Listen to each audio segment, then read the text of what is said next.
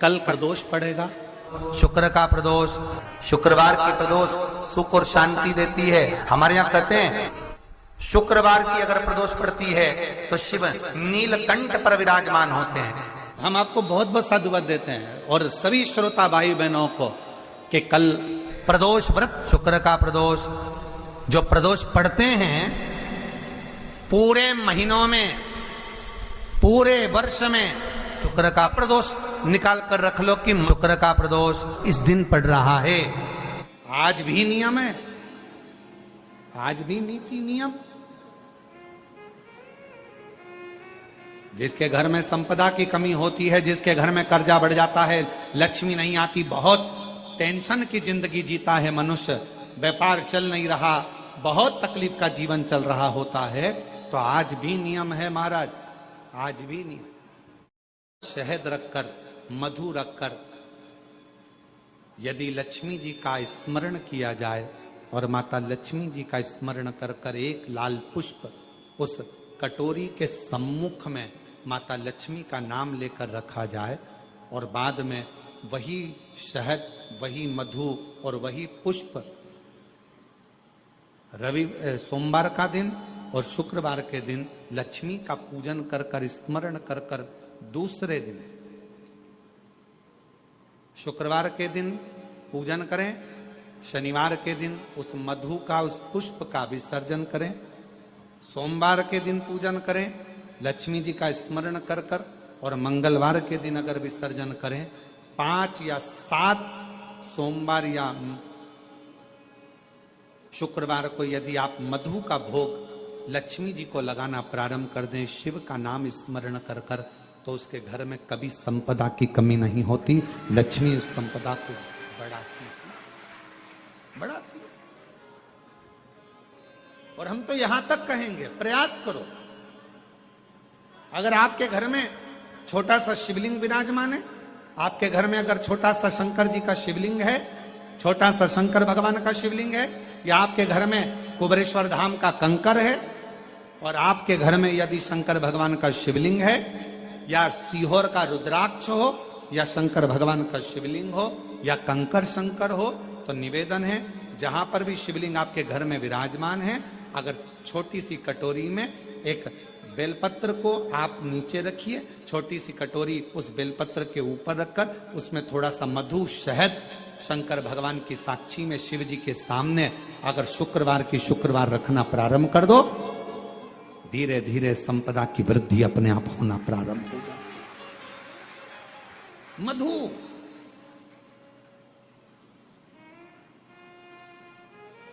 देवी भागवत का यह प्रसंग है, छठे स्कंद का 16वां और 17वां अध्याय देवी भागवत का वर्णन करता है।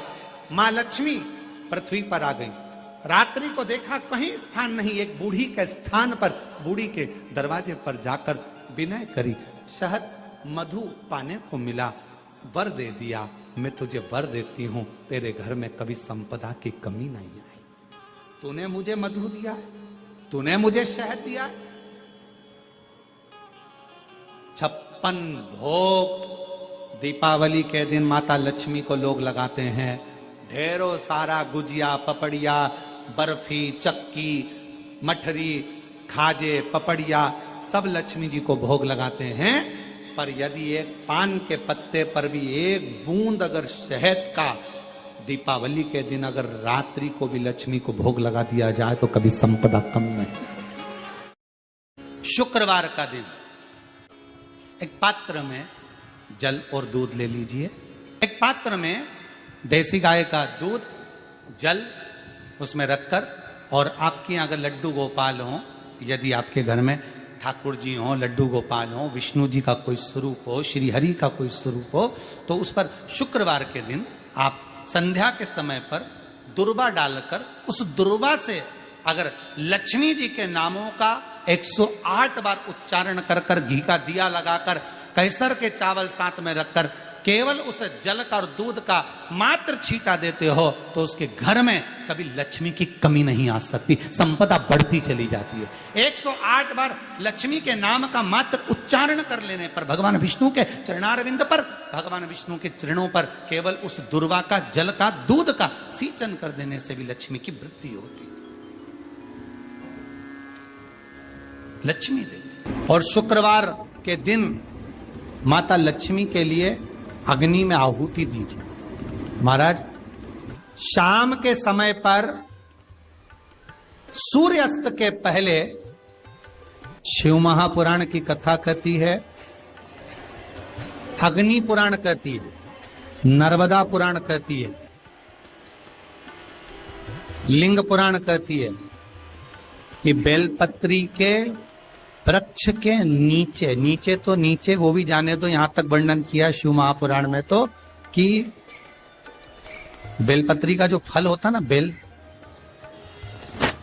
फल जो होता है, कहते हैं अगर किसी व्यक्ति के यहाँ लक्ष्मी की कमी होती है, संपदा की कमी होती है, जिसके यहाँ पैसा नहीं आता, धन नहीं आता, तो बेल का जो फल होता है, बेलपत्री का जो फल होता है, उस फल के गूदे को, बेलपत्री के फल का गुर्दा निकाल लो, सुखा लो, गाय के घी में उसको डुबो लो और शुक्रवार के दिन माता लक्ष्मी के लिए अग्नि में आहुति दीजिए। महाराज, शाम के समय पर सूर्यास्त के पहले ये जो आहुतियां हम बेले के गुर्दे के फल की गाय के घी में डुबोकर माता लक्ष्मी और भगवान विष्णु के नाम से देते हैं, महाराज 2 या 3 शुक्रवार करोगे, लक्ष्मी की कभी कमी नहीं आती, संपदा बढ़ती है। एक प्रयोग और कर देखना, कभी अगर मौका मिले आपको तो प्रयोग कर देखिए।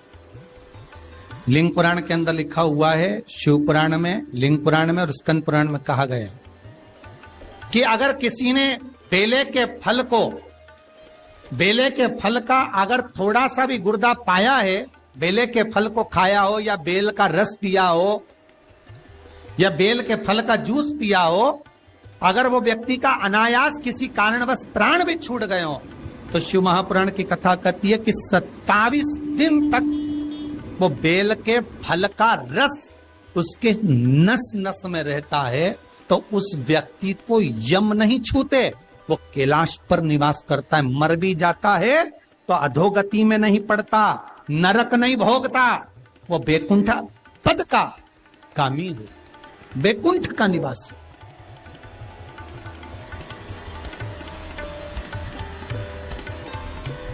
बैकुंठ का निवासी।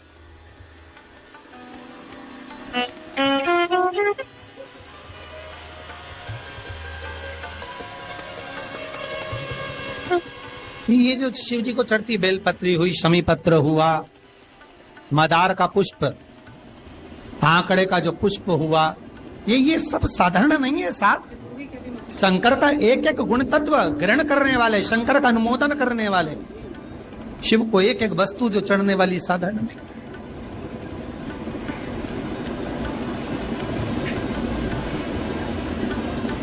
महाराज, हम तो आपसे निवेदन पहले भी करे, आज फिर करते।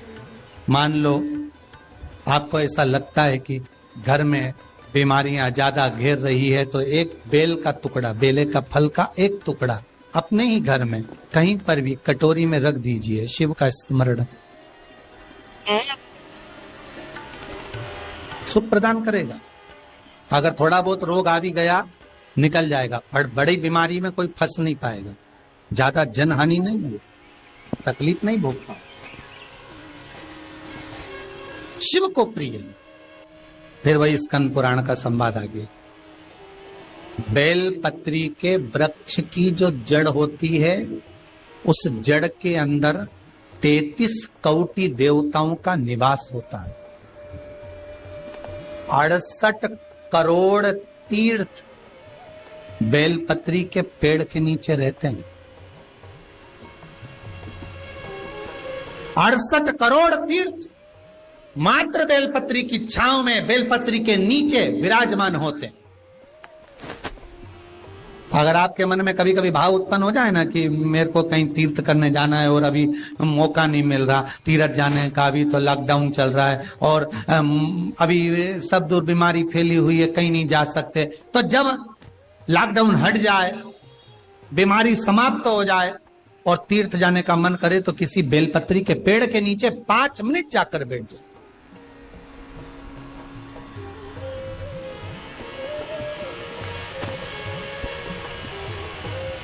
और जप लो, श्री शिवाय नमस्तुभ्यम। जितने बैठे हो टीवी के सामने प्रेम से बोलो, श्री शिवाय नमस्तुभ्यम। जितने टीवी के सामने बैठे एक बार फिर से बोलो, श्री, साथ में बोलो, आगे आगे नहीं, श्री शिवाय नमस्तुभ्यम। एक मंत्र मैं तुम्हें देता हूं, दुनिया के लोग उसे संजीवनी मंत्र कहेंगे। ये वो मंत्र रहेगा जिस मंत्र का जाप तुम किसी मरे हुए व्यक्ति पर भी करोगे तो वो जीवित होकर बैठ जाएगा। संजीवनी मंत्र भगवान शंकर ने शुक्र को प्रदान कर दिया।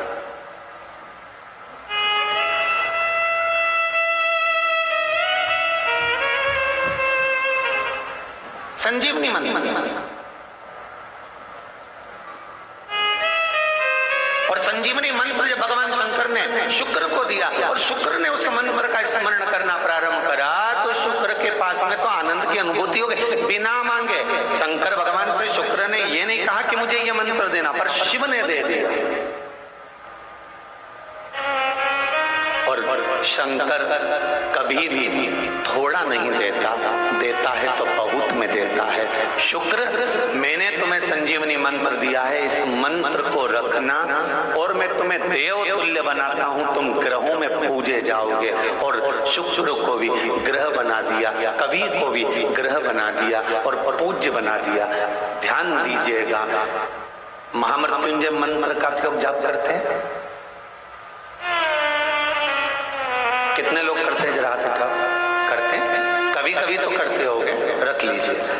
महामृत्युंजय मंत्र का यदि आप जाप करते हो और आपको मालूम पड़ गया कि शरीर में मुझे ये रोग हो गया है, मुझे शुगर हो गया है, मुझे बीपी हो गया है, मेरा ब्लड प्रेशर ऊंचा नीचा रह रहा है, कोई भयंकर रोग, मेरे रिश्तेदार को कोई कैंसर जैसा रोग हो गया, किसी को कोई थायराइड हो गया, किसी को कोई किडनी और लीवर में सूजन हो गई, किसी को कहीं किडनी और लीवर में तकलीफ हो गई, तो शिव महापुराण की कथा कहती है, नवग्रह शिव महापुराण की कथा कहती है कि बेलपत्री के वृक्ष के नीचे महामृत्युंजय मंत्र का जाप जो शुक्रवार की शुक्रवार घी का दिया लगाकर करता है, उसके रोग बाबा देवाधिदेव महादेव समाप्त करते चले जाते हैं। ये संजीवनी मंत्र शुक्रवार के दिन भगवान शंकर को शुक्र को दिया था, इसलिए उसकी प्रधानता। आप स्वयं भाग्यशाली हैं, आप स्वयं किस्मत वाले हैं। कोई कैसे कहते तुमको कि तुम अभागे हो? ना ना, हमारे बराबर भाग्य नहीं है किसी का।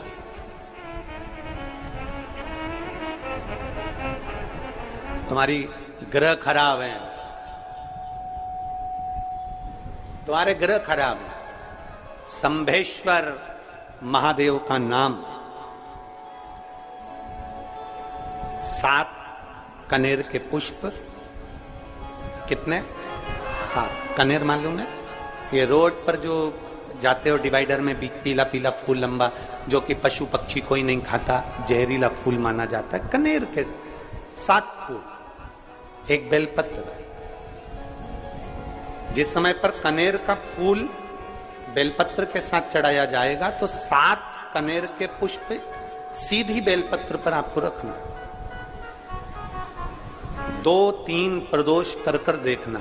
अगर कोई आपसे कहे कि आपका भाग्य ठीक नहीं चल रहा, आपकी किस्मत ठीक नहीं चल रही, आपके ग्रह ठीक नहीं चल रहा है, आप भाग्यशाली नहीं हो, पहले तुम वहां से उठ जाओ, उसके बाद में देवाधिदेव महादेव के पास 7 कनेर के पुष्प एक बेलपत्र में रखकर नंदीश्वर के पास में बैठकर श्री शिवाय नमस्तुभ्यम बोलकर अशोक सुंदरी वाली जगह पर स्पर्श कराकर भगवान शंकर पर 7 फूल के साथ बेलपत्री की डंडी अशोक सुंदरी की साइड हो, ऐसा स्मरण करते हुए शिव को समर्पित कर दे। वही बेलपत्री 5 बार नमः शिवाय या पंचाक्षर मंत्र, षडाक्षर मंत्र या श्री शिवाय नमस्तुभ्यम बोलकर वही बेलपत्री 3 प्रदोष, 4 प्रदोष, 5 प्रदोष, 2 प्रदोष, जितने प्रदोष आप चढ़ा रहे हैं प्रदोष काल में, वो बेलपत्री लाकर अपने कक्ष में अपने पूजन वाले स्थान पर रखते जाओ।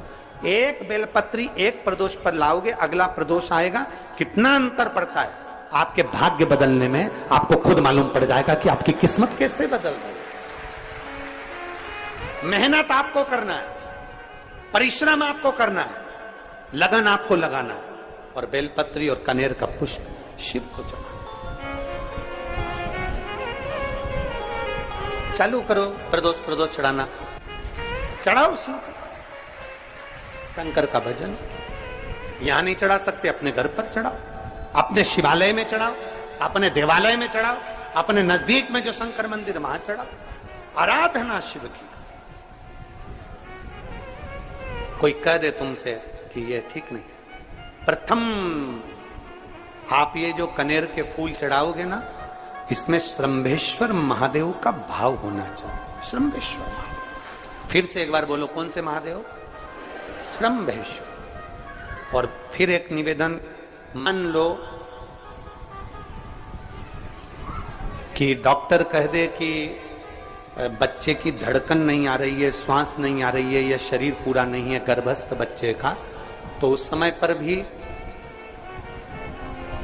7 पुष्प कोई से भी, 7 बेलपत्र अशोक सुंदरी वाली जगह पर एक एक कर बेलपत्र, एक बेलपत्र एक पुष्प अशोक सुंदरी वाली, एक बेलपत्र एक पुष्प अशोक सुंदरी वाली जगह पर चढ़ा दीजिए, और एक बेलपत्र उसमें से एक पुष्प लेकर अपने घर चाहिए, और 15 दिन के बाद वापिस उस बच्चे की सोनोग्राफी जांच डॉक्टर के कहने से कराइए। बाबा उस बच्चे की धड़कन, श्वास और शरीर पूरा देगा। श्रंभेश्वर महादेव में, श्रंभेश्वर महादेव का जब नाम लिया जाता है तो 33 कोटि देवी देवताओं का एक साथ नाम उच्चारण हो जाता है। 33 कोटि देवताओं। श्रंभेश्वर, बोल श्रंभेश्वर महादेव की जय।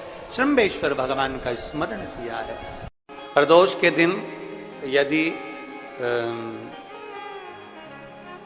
पीला जो कनेर का जो फूल होता है, पीला भी होता है और एक श्वेत भी होता है, 2 कनेर होते हैं, दोनों में से कोई भी कनेर आज भी अगर प्रदोष के दिन बाबा की कहीं कावड़ लेकर जा रहे हो, या बाबा को कावड़ चढ़ा रहे हो, या 2 लोटा जल अपने नजदीक में चला रहे हो, तो कनेर का पुष्प आज भी चढ़ाया जाता है शिव जी को। क्यों चढ़ाते हैं? उसका कारण ये होता है कि हमारे पूर्व का जो जन्म है उसमें हमसे बहुत गलतियां हुई होगी। बाबा, हो सकता है उसके कारण बस हमको आज दुख देखना पड़ रहा है, आज तकलीफ भोगना पड़ रही है, आज बीमारी, आज रोग हो जाता है। तो उस रोग से मुक्ति एक दिल से जो मांगो, हमारे पूर्व का कोई कर्म होगा तो बाबा उसको समाप्त करे, हमारे पूर्व का किया हुआ बेकार कर्म समाप्त करे और हमको अच्छा करे, हमारे मन के मनोरथ पूर्ण करे, ऐसी कृपा करे बाबा।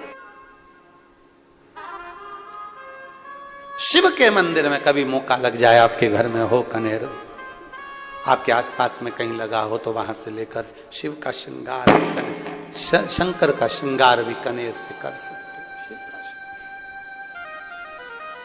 शंकर का बच्चा हो, बूढ़ा हो, जवान हो, वृद्ध हो, बीमार हो, दुखी हो, तकलीफ हो, कष्ट हो, सुखी हो, कैसा भी हो, अगर कोई शिवलिंग का निर्माण कर लेता है, उसको बार बार जन्म नहीं लेना पड़ता। मृत्यु में बार बार जन्म, बार बार मृत्यु से छूट जाता।